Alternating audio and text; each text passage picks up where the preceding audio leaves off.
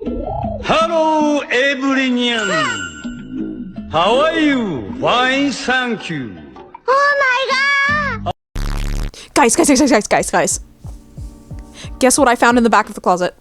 If you guessed the forbidden documents that contain information about my old clan allegiances, you would be correct. And if you also guessed endless suffering for me, you would also be correct. I don't even know where to begin explaining this, to be honest. To keep this at least kind of understandable, I'll break this video down into two sections. FireClan's lore, briefly, and then the remake of the first half of the cats. So imagine me, at the ripe age of 11, gaining consciousness and realizing, Holy fuck, I can literally make up my own silly cat stories! that's probably not actually what I sounded like at 11. I don't know what I was going for there. And then I went to town with writing a whole fan fiction about the self-insert and her clan. The entire introduction of FireClan is going to be incredibly painful, so feel free to skip ahead to just me remaking the cats if you don't want the juicy lore. Here's the timestamp. FireClan started out as something cute and simple. I'm going to put a lot of emphasis on the started out part. It was written long before I'd gotten past the second arc, so my knowledge only spanned to the original map. I thought it would be insanely cool to have my own clan intermingle with the cats from the first book series, so I weaseled in FireClan to be a clan that arose after, you guessed it, a fire. I was also directly yoinking the idea from the original prophecy of fire alone will save our clans for the justification of these mysterious cats being accepted by the pre-existing clans. And if you've seen any of my other videos like this, you know just how much I don't like mixing OCs with canon plot. But in my defense, I was 11 and I had no idea how these things worked. But after a while, I started telling my friends to read the series, and this is where it gets so not normal. It spiraled out of control pretty bad. Looking back, I can just pass it off as kids being, well, kids. Just an average day of a few middle school children playing around pretending to be cats, right? Nothing bad could come of this, right? Well, it gets so much worse than what I can even put into words, so for my sake and everyone else's sanity, I'll keep the explanation as brief as possible.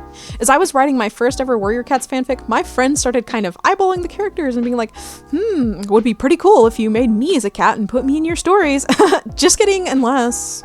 And I thought that that was a spectacular idea. So I just added a few of my friends, no biggie. And then we all started calling each other exclusively by our cat names, and I started training my friends in real life during our class periods, at the pool, during assemblies, having IRL cat ceremonies where I would remember how Blue Star addressed the cats becoming apprentices, warriors, etc. Me and my quote-unquote fanfic mate had like 6 children, and I am so sorry if any of you ever come across this. I would be absolutely mortified if anyone I knew back then somehow just sat down, clicked on a video on YouTube, and somehow saw this.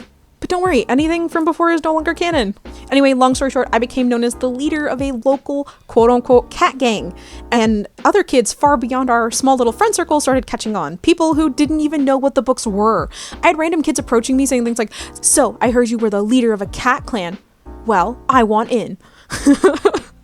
And I felt absolutely unstoppable. I had such a cat-driven ego that I literally became Amberstar. Even to the point where I would correct my teachers when they called me by my real name and told them to call me and my friends by their cat names. Thanks, undiagnosed. There is so much more to FireClan's lore than this, but I could honestly drone on for hours and hours, probably even days about personal crazy memories and stories.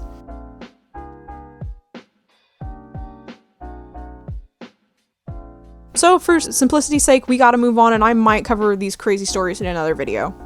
Also recovered from the depths of hell were not only FireClan's allegiances, but I found the old spiral notebook of art and a whole fanfiction, a 9-chapter fanfiction that I forgot even existed. I haven't read through any of it yet because I plan on doing a blind read through and reaction to it in a whole other video. It's gonna be painfully fun to revisit. The information we'll be going off of in this video is all from the art I've gathered, as well as the bits and pieces I remember that live rent-free in my brain forever. So no ties to the original story, or people. And unfortunately, as I mentioned earlier, these cats were tied to people IRL. But it's been 10 years, so here's my formal yet informal and thorough apology to the hell that you're about to witness. And due to this, I'll likely alter some of the original cat names slightly. Okay, enough rambling, now let's move on to actually remaking the cats. One thing to quickly add before we start is that FireClan is now semi-connected to my main storyline, where the Great Flood happened and separated the clans into moving territories, but instead of going like 50 miles downwards on the map like FogClan and the rest of the gang did, some of the surviving cats ended up going north. FireClan is made up of the remaining surviving cats several generations down the line, so only the elders were really alive during the flood. Starting with the leader Amberstar. Amberstar, previously known as Amber Claw, is a medium-furred, pale tan mackerel tabby she-cat with darker brown stripes and reddish-orange eyes.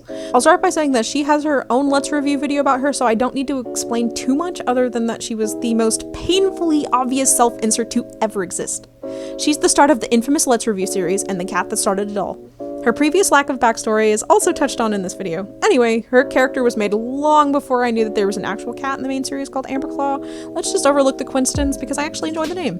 However, her new backstory is plain and simple and absolutely much needed. And it totally removes her from any canon events. Amberstar was born an only kid. Her mother, Heeellllooooo, chose to never disclose her father or even so much as mention siblings. As a curious young apprentice, Amberstar would often sneak out and go hang out with a group of rogues around her age.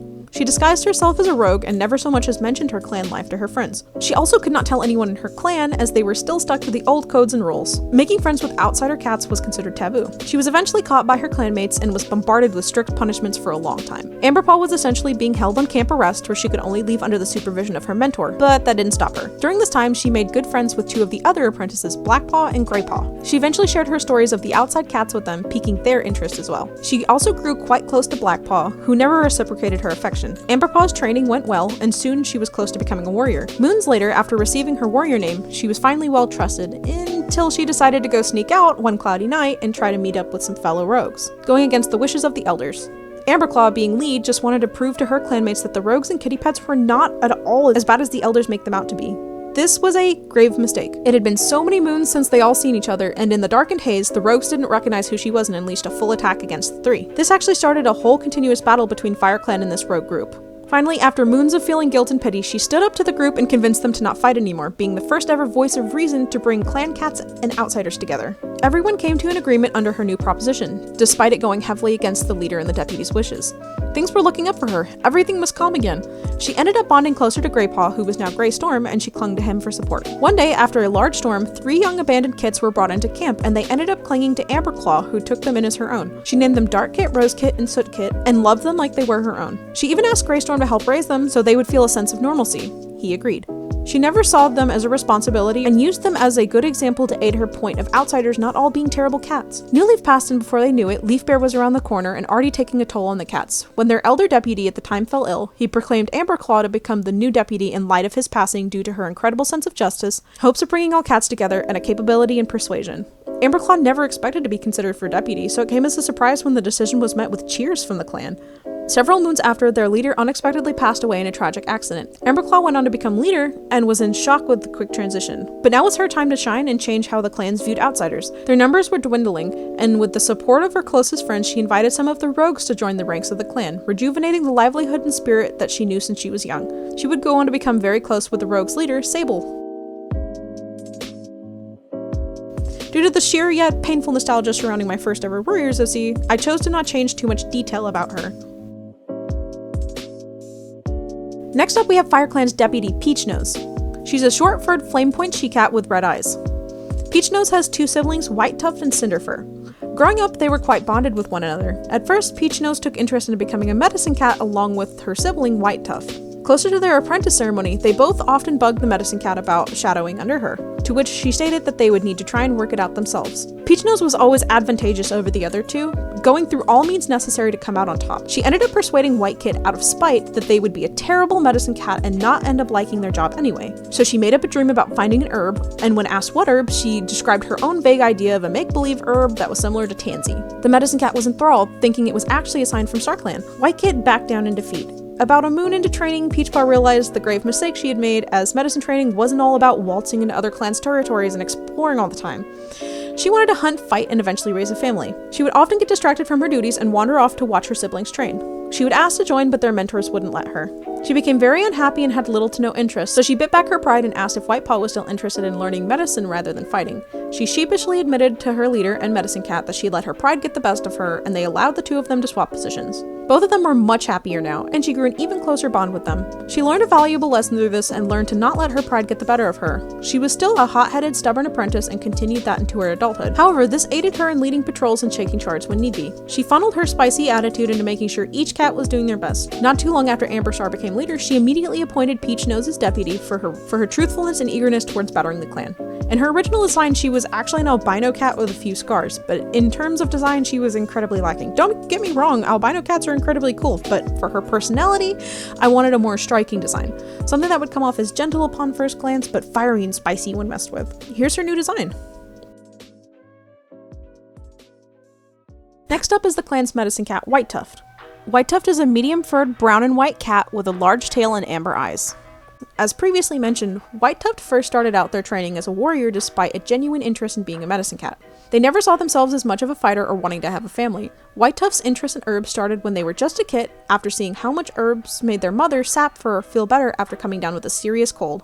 At a young age, Whitetuft witnessed their father pass and feared the same for their mother. However, that fear was lessened once they realized that herbs could be used to heal. Once swapping with their sibling and becoming a full-on medicine cat apprentice, Whitepaw discovered that they didn't see themselves fitting into a specific role within the clan besides being everyone's healer, and also swore to never let any cat die under their care. Eventually, Whitepaw came forward and told their mentor that the dream that Peachpaw had repeated to solidify her spot in medicine training was actually a dream that they had the day before their apprentice ceremony. They had confided in their sister to not tell anyone about the dream, and she just used it as an opportunity to get what she wanted. In the dream, his father had handed him Tansy. Whitepaw was easily able to repeat the physical description of the herb, including its smell, taste, height, and color. Upon becoming a full-fledged medicine cat, Whitepaw was gifted the new name of Whitetuft in honor of their father, Brambletuft, who sparked the interest in herbs from the ranks of StarClan. From then forward, Whitetuft only wanted to pass his knowledge of herbs on to others, longing to take on an apprentice of his own one day. So this character was one of the ones I changed the name of. He was originally named Whitetail, but there were too many other tails, Gingertail, Brambletail, and like 2 others. Ironically, I only have one art of Whitetuft, which is uncolored, but I think he was supposed to be an all-white Tom with maybe a brown spot over his eye. Anyway, I like the character remake for this one, and Whitetail, well, Whitetuft technically, finally gets the backstory that they deserve. Speaking of medicine cat apprentices, Darkfang is up next. She's a medium-furred gray and tan she-cat with yellow eyes, a short stature, and one folded ear. She was originally brought to FireClan as a kit with her 2 siblings, Rosefern and Sootwhisker. They had all been found at the edge of camp a little more than a moon old. Their origins are unknown, however, they were all very malnourished and they were struggling to even keep warm. The patrols scooped them up and carried them into camp. None of them remember their past either, but one could tell that they were not treated fairly. They were taken in and they ended up clinging to Amberclaw, so her and her at-the-time mate took over as their foster parents. Due to the malnourishment and illness, she took a long time to recover and continuously had a cold all throughout the rest of the season. She was sickly and weak for a majority of her kithood, not having the energy to play as much as her other siblings who recovered much faster. She became quite reserved during this time, and due to spending a lot of time in the medicine den with fevers, grew quite fond of Whitetuft and vice versa. She respected him greatly and saw him as sort of an older sibling who made her feel much better when no one else could. The smell of herbs became a comfort to her, and she slowly started hinting at becoming Whitetuft's apprentice. Whitetuft had only been a medicine cat on their own for a few moons at this point, but was up for the challenge and welcomed Darkpaw without hesitation. Darkpaw ended up distancing herself from her siblings out of resentment towards an unresolved hurt from them being able to live a normal life. She was happy with becoming a medicine cat, but still wonders what it would have been like to train with her siblings. In her later stages of being an apprentice, she felt she was lacking in terms of capability and usefulness. She would often sneak out a lot and search for herbs, and one night ran across a sick cat who needed help. She felt she could finally put her skills to good use and chose to collect herbs for them. She was led into the group of loners and kitty pets, and for moons would visit them in secrecy to help them. Even though this would end up in her getting in trouble, later on it would prove her worthiness as a medicine cat, earning her her full name. In terms of original design, Darkfang was, as most of the cats were, very plain. She only has 2 and a half, if you count this one, art pieces drawn of her, so I didn't have much to go off of, so I decided to mix some tan into her fur to make her sort of a diluted tortie, and also to avoid her looking too much like Heeellllooooo, which is who I based her off of. Moving on, we'll be covering the warriors. First up is Greystorm. He's a long-furred gray tabby tom with yellow eyes and folded ears and an underbite. Ever since he was young, Greystorm radiated positivity and good vibes. He almost never cried, got upset, or threw a tantrum when things didn't go his way. He was a very good sport and lifted the spirit of those around him. He originally belonged to a group of loners living on the far side of the two-leg place. He was treated unfairly by two-legs and cats alike, likely due to his large size and physical appearance. He seemed unkempt and scruffy, unable to ever tame his fur. So after a few moons of torment from every group he wandered into, he set out on his own at a very early age. By chance, he wandered onto FireClan's camp in around 3.5 moons and was found by a patrol. After being questioned for quite a bit and deemed as not a threat, he was taken to the leader of the clan and immediately started to grow on everyone. He was then taken in as an adoptive brother to Blackpelt, who was a few moons older than Greystorm. However, due to his size and maturity, Greystorm was assumed to be the same age, and they were apprenticed at the same time. During his apprenticeship, he didn't struggle learning clan life one bit. It was as if he'd been born there. He became very close with Amberpaw, Blackpaw, and Bluepaw, spending a lot of time training with them. He was envious of them for having such strong familial ties. He still questioned a lot about his loyalty and such, but each time proved his worth. Towards the middle of their apprenticeship, he watched Amberpaw and Blackpaw grow a little bit closer to one another and felt excluded from the group. They unintentionally blew him off quite a bit and dismissed his requests to join in games and training sessions. This was spirit-crushing, and he once again felt he didn't belong. He one day followed Amberpaw to the group of rogues that she hung out with and sheepishly introduced himself. She grew livid that Greypaw had violated her trust like that and threatened to never speak to him again if the word got out about her hanging with outsiders. He was devastated. He only wanted to make friends too. He took that as a sign to leave clan life forever and took shelter with the rogues, asking if he could live with them. The clan elders were quick to place the blame for his disappearance on him being a prior kitty pet. Moons went by and the other two gained their warrior names. One day during a storm, Greypaw heard wailing coming from the middle of camp. Lightning had struck the center of the camp and trees had come crashing down around them, injuring a lot of the cats in camp. He rushed in and helped evacuate the camp and locked eyes with Amberclaw in the middle of the blistering, blinding rain. During the panic, neither of them knew how to feel. After the cats were evacuated safely, he slinked into the trees in an attempt to leave once more. Amberclaw followed him, tackling him down violently. She was upset and hysterical that he had left, as she considered him a really close friend. He then decided to go back for her sake, and started to consider that he may have feelings for her, but didn't want to keep her and Blackpelt from developing a relationship. He finished out his training alone and eventually gained his full warrior name, Greystorm, for coming back when the clan needed him, proving his loyalty. For several moons after that, he and Amberclaw became mates.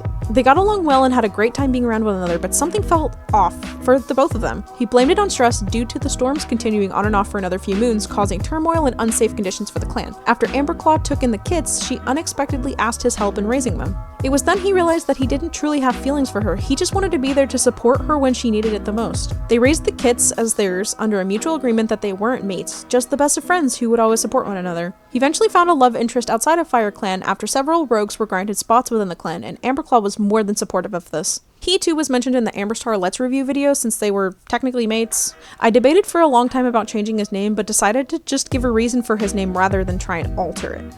His design was very basic, he was just a gray cat with black paws, ears, and tail tip. And this is what he looks like now. Moving on towards Blackpelt. He is a short-furred gray classic tabby tom with green eyes and lots of scars. As a young apprentice, Blackpelt was quite the self-centered hothead who strove for danger. He was eager to defend his clan in any way possible and constantly sought out scenarios in which he could get his energy out. He would constantly hear, "Blackpaw, slow down," or "Stand still, kid, you're gonna scare off all the prey." His brother, Bluepaw, was his biggest rival as he was much larger and stronger than Blackpaw, and this posed a challenge to the young Tom. Despite their rivalry, him and his brother had a very close bond. They would stay up late at night talking for hours, spitballing ideas of what their future would look like. He always liked the idea of being called Black Blaze after his strength and agility. He also thought the name sounded super cool. His brother always talked about being named Bluepelt after their father, despite his name originating from the color of his eyes. The both of them shared an interest in troublesome antics and would get busted sneaking off quite a bit. Their favorite spot to play was in a man-made abandoned tunnel on the outskirts of camp by the kitty pets area. This ended up going from Blackpaw's most favorite place ever to an area he couldn't even bear to look at. One day, Bluepaw got into trouble with his mentor and ran off from camp. No one had noticed until the clouds started rolling in. A clan meeting was called and soon a patrol was sent out to search for Bluepaw. The rain pounding to the ground in the summer heat left everything wet and scentless. Blackpaw was urged to stay behind as it was too dangerous for him to be let out in the storm. Despite his desperate pleas, his mentor was firm in this restriction. Anxiety stirred in his stomach, and not too long after they had set out, he bolted out of camp and headed straight for the area that he knew his brother would have ran off to. A landslide slipped rocks and debris down the side of a cliff onto the tunnel's entrance. In the process of trying to dig him out, he got himself badly hurt. He did manage to recover, but for moons afterwards had no recollection of the event. During this time, he grew close with Amberpaw and relied on her for support in his time of grief. Upon reaching the end of his apprenticeship, he asked if he could be named Blackpelt in respect to his brother. During his warrior days, he often thought back to his brother when training with the apprentices.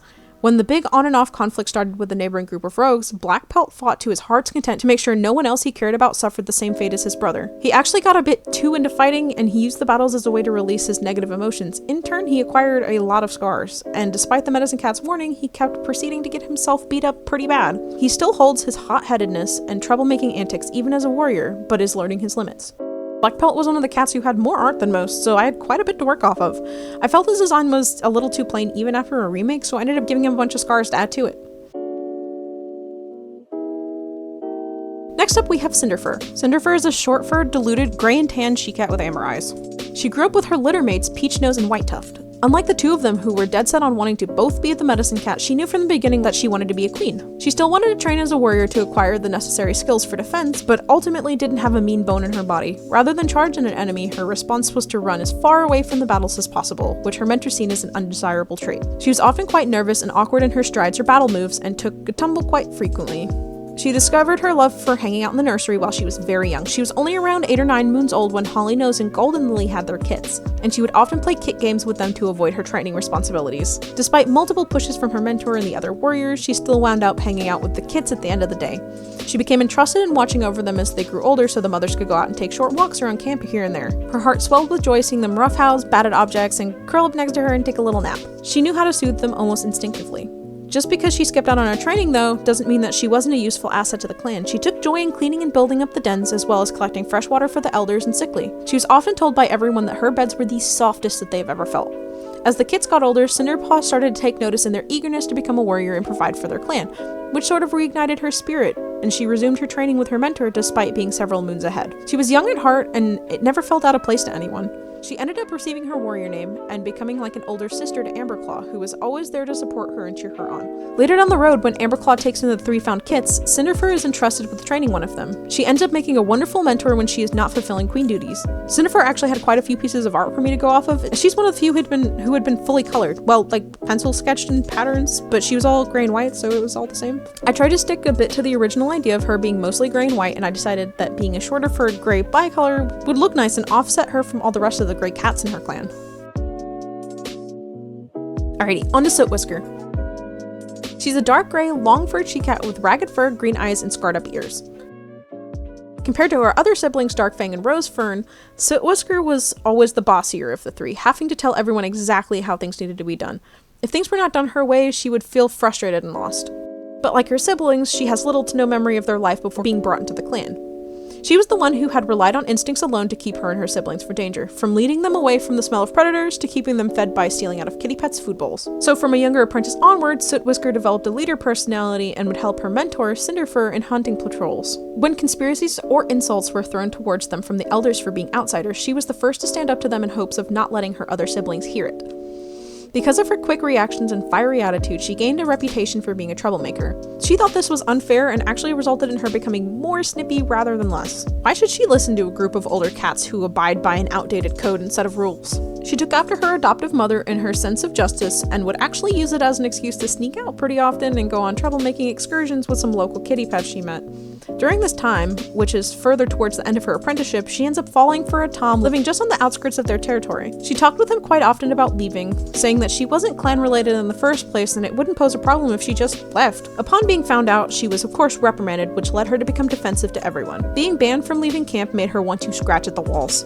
She didn't understand that her punishment was for her own safety. Sootpaw ended up being disliked by most until she rounded out after becoming a warrior. She realized that her hot-headed temper wasn't going to turn anyone in her favor. She was acknowledged for her sense of justice. After finally coming around and admitting to everyone that she only ever has the good of clan in her heart, she just isn't the best at showing it. After being welcomed with caring eyes, her sense of belonging returned and she felt accepted by everyone again. She, however, would often wonder about the Tom. She spent her days under surveillance thinking about seeing him again. And now that she was a warrior, she could just leave if she pleases. So one night her curiosity got the better of her and she went to go hunting in that area. She bumped into him and they continued their relationship from the moment it was abruptly cut off. But guilt ate away at her stomach and she was torn. She talked to him about the situation and he was more than understanding. Moons later, she confided in her sister Darkfang that she was actually carrying kits, and her sister offered to help her keep it a secret. Weeks in, she fell ill due to the colder weather and couldn't keep it a secret anymore. She didn't want to face the consequences of her actions. She didn't want to be accused or outcasted or even so much as discussed anymore. She considered running away, but when word started spreading, others began bringing her water here and there, prey sometimes, warm wishes. This came as a shock to her. Her outlook on things changed and she decided to stay and have her kits, naming them Cream Kit and Cedar Kit. And lastly, we have Rosefern. Rosefern is a pale diluted orange classic tabby with a pink undertone and reddish orange eyes. Rosefern has always been soft-spoken and of little words ever since she was young. When she was first brought into the camp, the medicine cat assumed she was in shock because of how little she reacted. For several moons, she didn't so much as make a peep around anyone else, other than her siblings. She was shy and incredibly flighty, communicating mostly through nods, tail flicks, and gentle eye blinks. It was not that she was untrustworthy of others, she was just a quiet soul. This continued on as she grew into apprenticehood. Most became accustomed to it and accepted her personality as it was. The first time anyone had actually heard her voice was during the start of a fox attack. It was during the colder season and the prey was becoming more scarce, and a patrol had accidentally led a hungry fox into their camp. Her quietness came with a high skill in observation. She was the first to spot the fox pups and alert the camp. Due to this, she was cheered on and told she would make a wonderful hunting patrol lead. From then on, she started to use her voice more frequently. She was still quiet and reserved most of the time, but would address the other cats in gentle greetings or talk about her day. Her keen sense of smell and sight allowed them to keep their prey plentiful all year round. When she was a warrior, she started to do just as the others had said. She was the lead of most hunting patrols as she had every nook and cranny memorized and she could tell where most of the prey was during specific times of the day. She was also really good at problem solving and helped her mother come up with a plan to stop the fighting between FireClan and the rogues in the surrounding areas. A lot of times her innovative ideas follow through flawlessly, and she's commended for her brightness and help to the clan. Okay, so Rosefern actually had a slight name change. She was originally Rosefur, but since I already had another cat with a prefix of fur, I decided to change it to something super similar, yet held a different tone. Originally, she was just a pale pink cat with no markings, so I figured some light peachy tabby markings would look nice on her and fit her name. Alright, so I know that was only half of the cats, and to be honest, I got very carried away with this project. They have very long backstories. So stay tuned for part 2 where I cover the rest of the apprentices, queens, and elders. Recording number 2. I gotta find my FireClan. My FireClan video. Hello, everynyan. What? How are you? Fine, thank you. Oh my god. So imagine me at the ripe cat ASMR. As I was right. And she also couldn't tell anyone in her clan as they were still stuck to the old Why can't I talk? They'd all been found at the edge of camp at a little My brain's exploding because I'm really tired. It's like 10:19. She grew up with her little She's a dark gray long-furred she-cat with ragged eyes. Ooh, ragged eyes. Whoa. How do you have ragged eyes? She took after her adoptive mother. Butter, I require the milk. I require oats butter. After being welcomed